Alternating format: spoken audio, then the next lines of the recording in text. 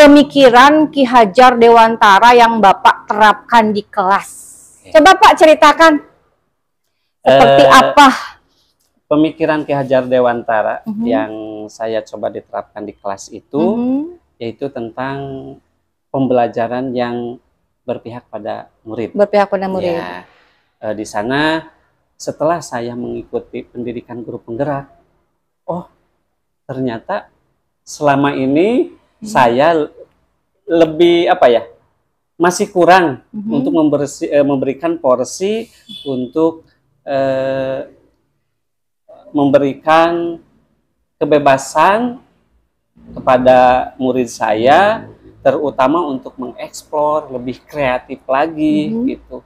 Kemudian yang dalam Ki Hajar Dewantara itu bahwa kita memberikan ruang kepada siswa itu untuk merefleksi ya baik merefleksi diri kita sebagai pengajar ataupun merefleksi mereka sendiri gitu. Nah, di sini setelah saya ditempa oleh beberapa keilmuan tentang Ki Hajar Dewantara, tentang filosofi pendidikannya, bahwa saya di sini sudah mulai ataupun lebih mempertajam lagi tentang pembelajaran yang berpusat pada murid. Berpusat pada murid. Ya. Baik, menurut KHD, anak didik itu diumpamakan seperti apa sih Pak? Seperti kertas yang buram gitu. Nah, anak didik itu seperti kertas yang buram. Di situ bahwa di mana kertas yang buram itu kita bisa diarahkan, kita bisa diperjelas sesuai dengan ranah, sesuai dengan kapasitas kita mengenai seorang pendidik, supaya si tulisan-tulisan itu akan lebih jelas dan bermakna dan semua orang bisa melihat apa tulisan tersebut kalau dianalogikan. Jadi tugas guru itu memperjelas, ya, memperjelas yang sudah ada. Ini bukan kertas kosong ya, anak didik itu bukan? Bukan. Berarti tabula rasa itu tidak berlaku di sini ya? Iya, tidak berlaku. Ya. Berarti anak-anak itu sudah ada sketsa mungkin ya, kayak betul, gitu. Ya. Jadi tugas guru itu sebagai tugas guru itu ya sebagai mempertajam. Oke. Selain itu kayaknya banyak ya yang Bapak pahami, karena tadi Bapak kan berpusat pada murid. Salah satunya tadi KHD itu kan mengatakan bahwa anak didik kita itu tidak kertas polos, tapi sudah ada coretan-coretan halus mungkin di sana, seperti itu ya maksud Bapak ya, kayak sketsa, tugas kita mempertajamnya. Ada lagi Pak, bagaimana pemikiran KHD? Saya yang itu tuh yang didapatkan itu yang terkenal itu ya 3 among tentang pemikiran KHD itu. Yang pertama Ingarso Sungtulodo, artinya bahwa guru mesti menjadi tauladan, uswatun hasanah bagi muridnya. Betul. Bagi murid. Kemudian seorang guru juga harus menjadi tauladan, inspirator bagi teman-teman di samping kita, teman sejawat. Kemudian di Madya Mangunkarso itu bagaimana kita bisa terus membangun semangat terhadap potensi yang ada pada murid tersebut. Kemudian yang ketiga Tuturi Handayani, kita harus memberikan ruang, mendorong terus terhadap kompetensi, kemudian apa yang dimiliki oleh siswa, sehingga betul-betul marwah pendidikan untuk siswa, untuk generasi bangsa Indonesia itu betul-betul terwujud. Sip, keren. Jadi perubahan itu sudah nampak ya, menurut Bapak nih, menurut penilaian Bapak. Oke, baik. Terus anak-anak, murid-murid lah, anak-anak didik Bapak, ada yang, loh, kok Bapak beda gitu? Ada yang enggak yang seperti itu? Ada. Ketika kita melakukan perubahan, menerapkan perubahan, yakin pasti bagi anak yang kritis, bagi anak yang betul-betul fokus, pasti, oh, kok Pak Kamil seperti ini, kok Pak Kamil seperti ini, gitu ya. Ada ya. Bahkan kemarin juga itu sangat antusias sekali mereka ketika saya menerapkan pembelajaran itu di laboratorium kemudian saya melakukan refleksi seperti apa gitu ya kepada anak-anak, jalannya praktikum seperti apa, karena jujur saya dalam pembelajaran itu seringnya karena ini ya, saya suka dengan praktikum seperti itu, seringnya melakukan praktikum di lab. Iya. Kebetulan IPA ya Bapak ya. Iya, betul. Jadi anak memang lebih aktif ya. Iya, betul. Jadi sebetulnya pemikiran KHD dengan IPA itu cocok sekali, apalagi dengan kurikulum 2013 ya. Iya, betul Bu. PJBL Tinggal bagaimana gitu penajamannya kan? saja kita betul. Soalnya ada yang mengatakan IPA kalau tidak ada praktek sama dengan mengajar sejarah. Ya, seperti itu. Jadi anaknya bengong ya. Bapak sudah mengungkapkan berbagai hal dari kekhawatiran, dari harapan-harapan Bapak. Saya jadi ingin tahu nih, sekarang perasaan Bapak seperti apa, Pak? Perasaan saya? Ya, baik-baik saja. Sangat senang sekali. Sangat senang. Senang sekali, luar biasa dengan kepercayaan dan kesempatan ini yang Allah berikan. Ini sebuah anugerah bagi saya. Anugerah ya, Masya Allah. Karena melalui kegiatan ini belum tentu orang bisa mendapatkan kesempatan seperti saya. Gitu. Iya. Rezeki ya Pak ya? Rezeki ya betul. Kemudian ya karena di sini saya banyak ditempa dan dididik tentang wawasan masalah pendidikan. Ya setidaknya saya seorang pendidik, seorang pengajar, seorang penuntun itu ya harus dibekali oleh keilmuan-keilmuan bagaimana kita cara mendidik. Jadi kalau HP kita harus dicas terus kan? Ya. Ketika lowbat harus dicas. Jadi ada energy recharge nantinya ya. Betul. Harus upgrade. betul. Tadi kan kekhawatiran Bapak tadinya waktu ya, masalah manajemen waktu, tapi akhirnya bisa menyelesaikannya. Nah, trik Bapak membagi waktu dalam menjalani peran sebagai guru dan mengikuti PGP bagaimana? Trik saya? Pokoknya ini. Saya tetap berpegangan pada prinsip dan keharusan saya bahwa tugas utama saya itu adalah mengajar. Ya.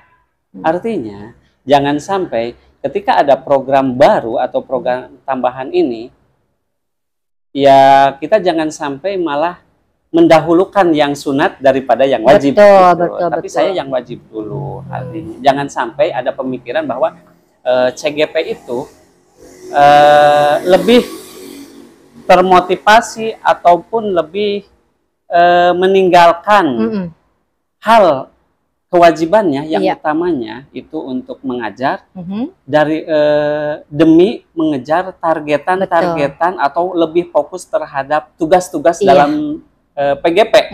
Nah, artinya di situ salah sekali gitu. Saya tidak seperti itu.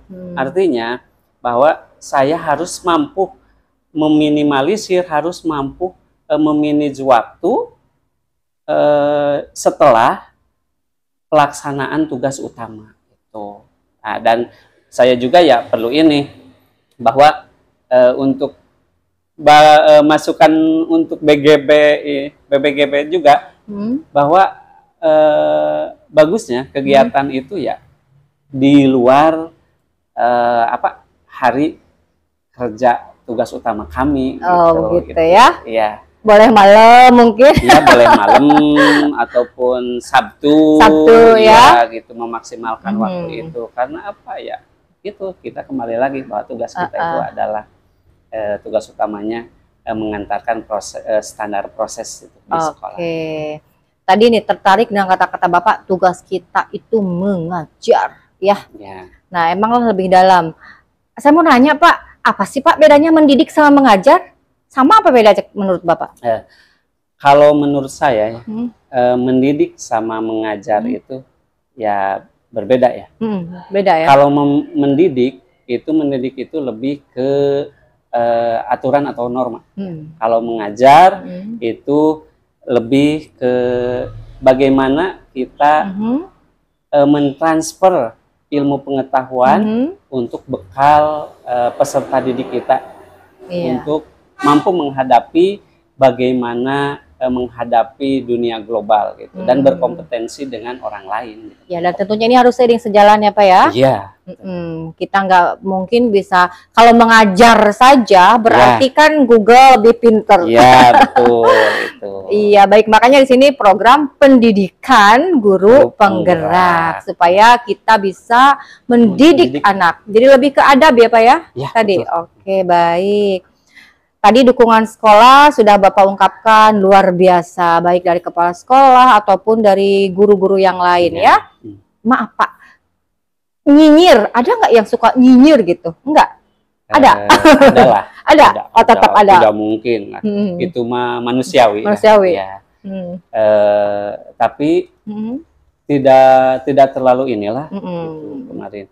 Jadi paling nyinyirnya seperti ini, wah ini calon kepala sekolah, seperti ini calon kepala sekolah. Menyingkapinya seperti apa Bapak? Kalau saya kalau wah ini calon kepala sekolah, saya selalu menepi seperti ini.